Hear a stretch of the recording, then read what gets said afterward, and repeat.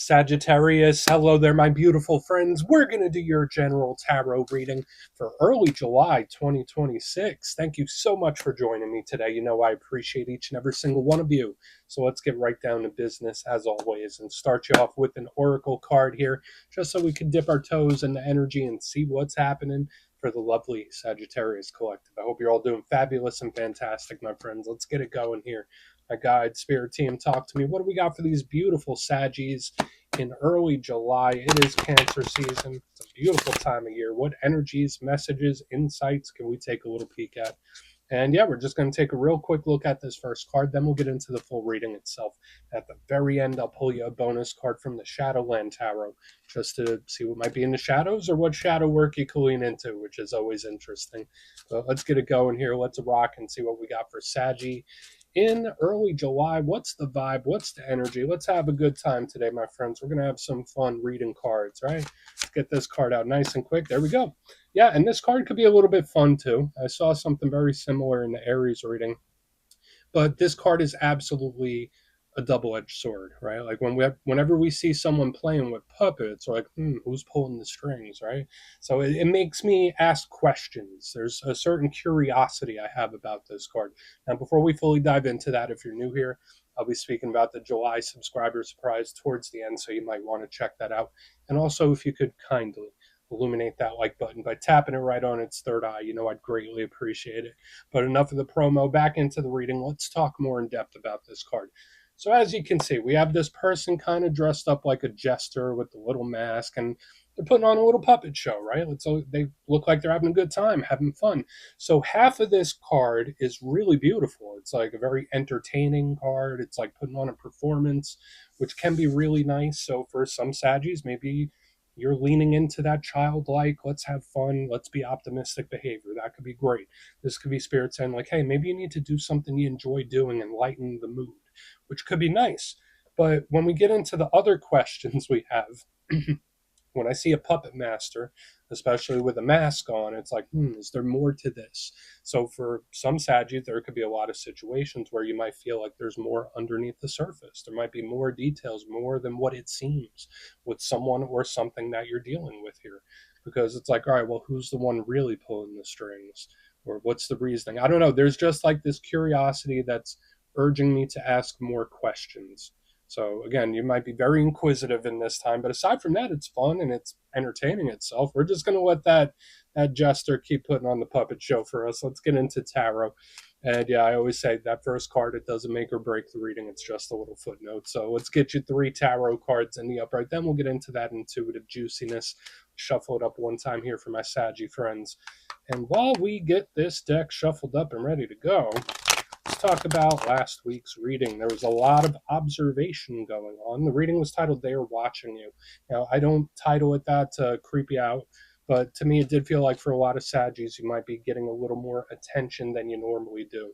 Or there could be someone just like, hey, putting you under the microscope. For some of you, maybe there was someone or something you were putting under the microscope. That's very possible, especially with what I'm getting with this inquisitive energy that we're picking up this week. So just know that energy could bleed over for a couple weeks. You might be getting a lot more attention, or at least questioning something. But yeah, let's see what shows up this week. As you know, energy is very fluid, never set in stone. So only take this how it hits for you, because we could be seeing your vibe or somebody else's, right? Let's get it going. 3 cards for my Saggy friends. What do we have in early July? There we go. Cool. Lady Justice. Interesting. Now, she is a card that has quite a lot of detail. There's a lot going on with Lady Justice, but it works very well with Saggy energy, that's for sure. Very by the book. Very by the book. Let's get a couple more. Also karmic. Very karmic card. Thank you. Okay. So we got the Fool card. Nice. I'm feeling cautiously optimistic thus far. Right? And the Fool card, it's funny, we had like the Jester, now we have the Fool. That could be good for a very lighthearted type of energy, that's for sure. Let's get one more.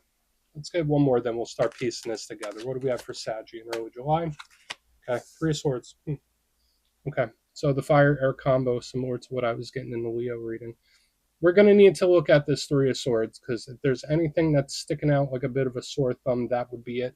But let's go through. I'll give you some of the classical meanings and archetypes, then we'll get into that juicy, intuitive stuff. But at first look, first glance, you know me, I always love to look at the elements. I feel like that's important, and it's a nice building block of the reading.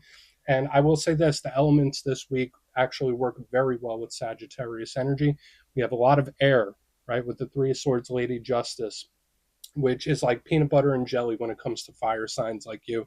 So it's like we have beautiful air, and then boom, we have fire. And some people also say the Fool is like a fire air combo or a hybrid. So air predominant, a little bit of fire. And again, for a fire sign like yourself, these all work well. Now, when it comes to air with the Justice and the Three of Swords, these are very logical, pragmatic types of energies, right? Like air energy is always coming and going, it's zipping and zooming, but it's logical, it's by the book, it's factual. I love it because it could be very strategic and planned out. It's like it could be a little stern sometimes.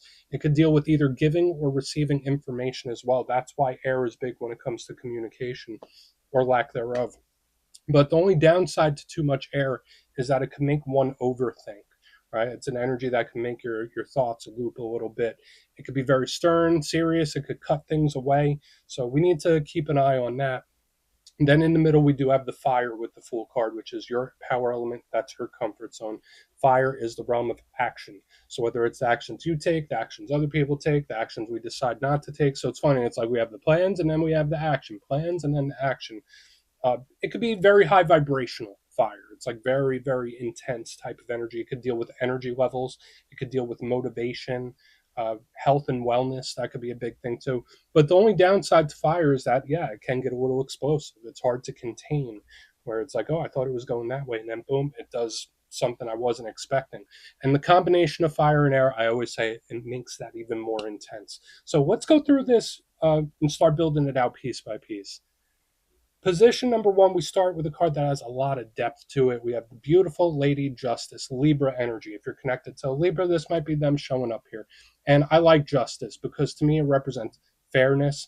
It's very balanced. It's an energy that has a lot of consideration. So again, whether it's a situation or something that you're dealing with, it's like, let me consider both sides. Let me listen to the facts. It's trying to see the big picture of something. So I like the holistic view that Lady Justice gives us. There's a fairness to it that I really like. Now, she could also represent contractual things, legal situations. So just know anything you put your signature on this time, just make sure you read it a couple times because she is all about legal agreements. Um, so she's usually good and balanced, as mentioned. The downside to Lady Justice is it could be the inverse of everything we just spoke about. It could be an energy that you might think is acting not so balanced. It could be something that you might not think is very fair. But the biggest thing with Lady Justice to me is that she's a huge karmic energy of reaping what you sow. What you put forth, you get back in return. So we're going to see, is it a karmic situation, a karmic connection, a karmic cycle? It doesn't have to be that, but I just always have to at least explore it when Lady Justice is here. Now, moving to the middle, we have the Fool, right? So I like the Fool. I'm a little biased because I have Aries placements. Some people also link it to Aquarius. As I mentioned, it's like a fire air hybrid, but the Fool is the protagonist of the tarot deck, right? It's the star of the show, the Fool's journey. So we like this card. I would say it's fresh, it's new, it's optimistic, it's going off on an adventure with a ton of optimism. It's super lighthearted. So with the Fool we had in the beginning, the Jester, with this Fool, there is a certain little lightheartedness and energy that I really do like. Not that it's not taking something seriously, but it's just very lighthearted for some reason. So I like the Fool. It has a lot of energetic potential. And with Justice and the Fool, it's like, boom, it's blasting off like a rocket. This is a very fast moving card. The only downside with the Fool is that sometimes it can act before it thinks, right? This is an energy that can act first, ask questions later. So it can be risky sometimes. It's an energy that can, yeah, absolutely do certain things it might regret. Now, moving to the back end, we do have the Three of Swords, and I will say this: threes in tarot to me generally represent circle of people around us, right? So the Three of Swords is very iconic. The three swords cutting through the heart, and I would say it's on a spectrum because it's not the most pleasant energy. It could just be a little gloominess on the low end.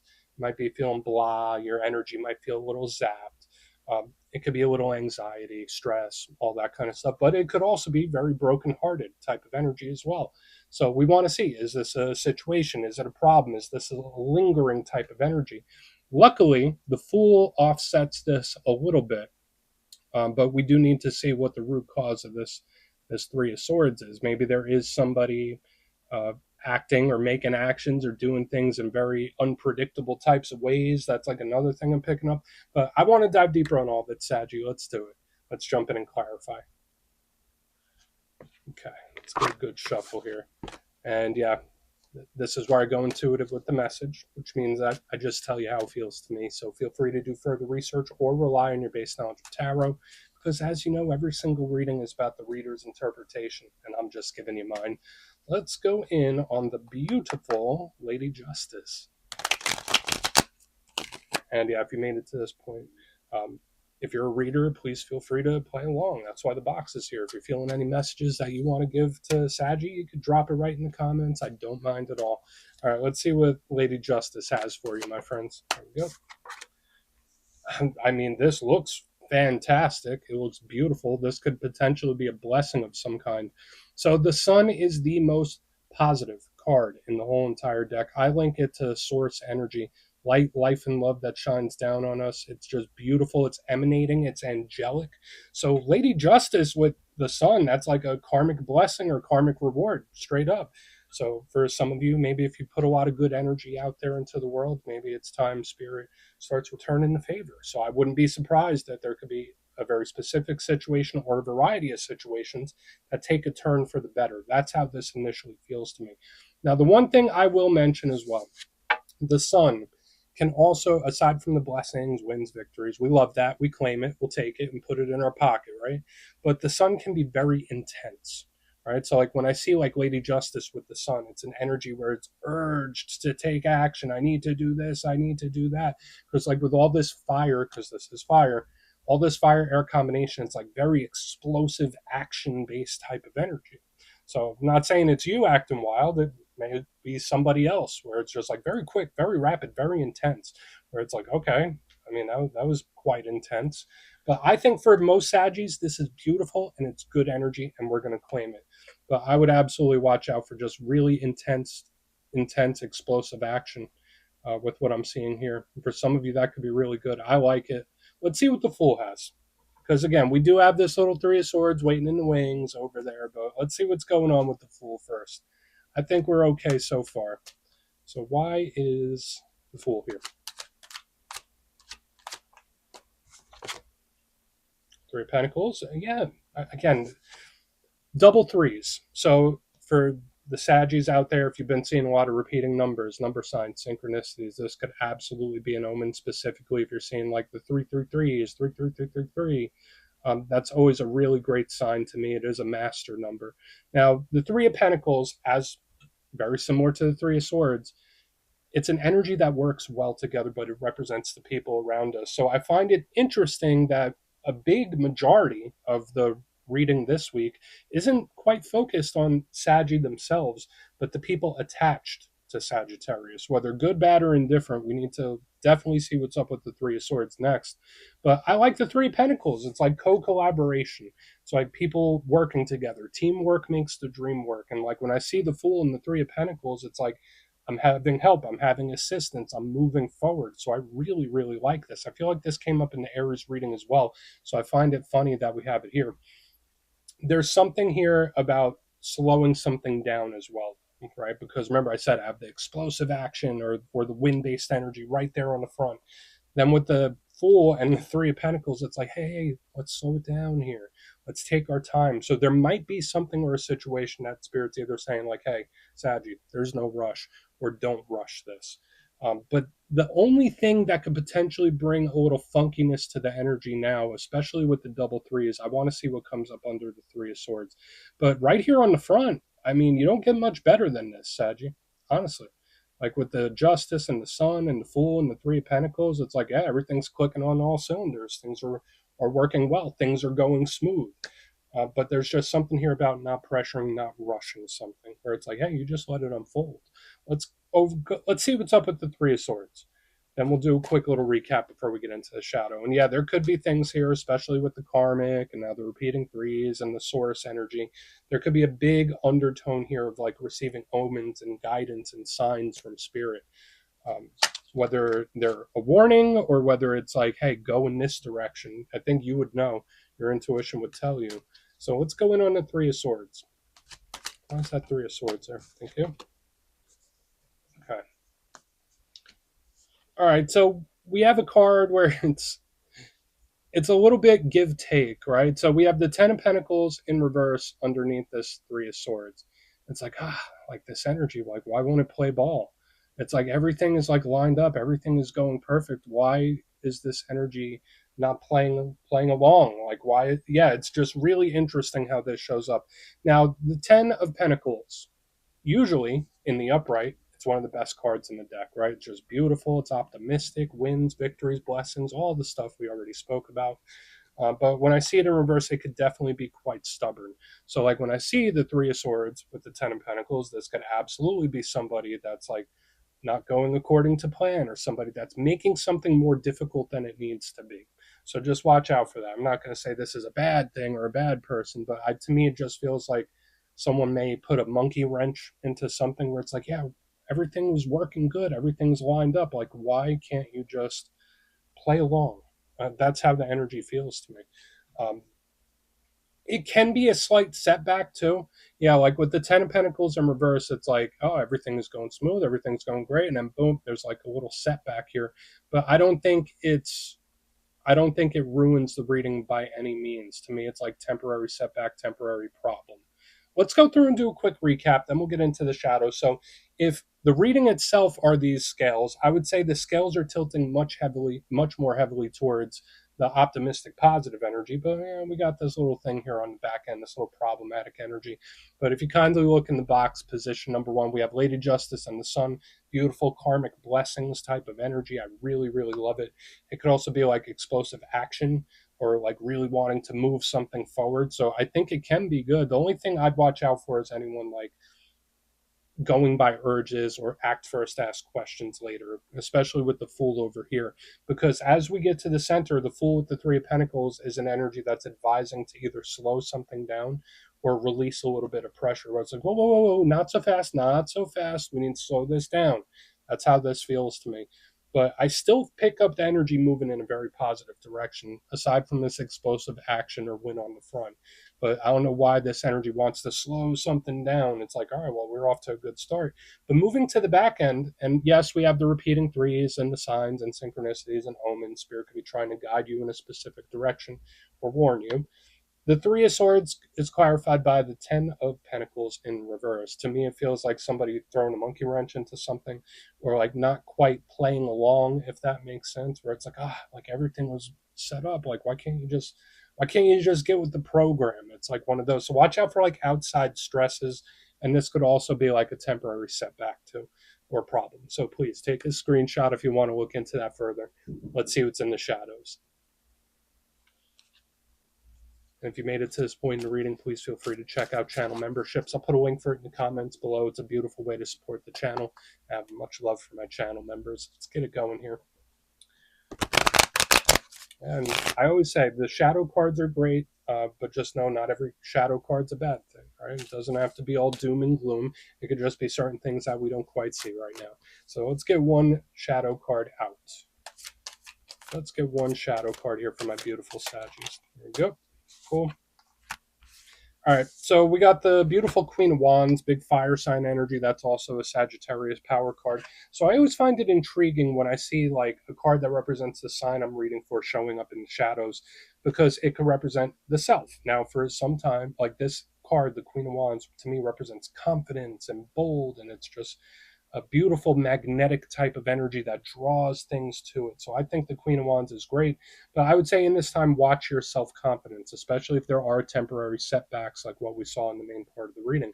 Because the Queen of Wands keeps powering forward, and that's her in her most positive sense. She could also deal with aesthetics, so I'm not sure if you're changing something about your look or how something looks.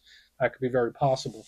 But with your power card in the shadows, it's also very important self-love, self-care in this time, or to not beat yourself up, right? Like not to put everything on your own shoulders for some reason. So we're going to put her down right there, Saji. That's what I got for you this week, my friends. Don't click away just yet, though. I'm going to give you the details of the July subscriber surprise. If you would like further insight on your situation or you'd like to have a chat with me, you can book a personal session with me on my website, mastermetaphysics.com.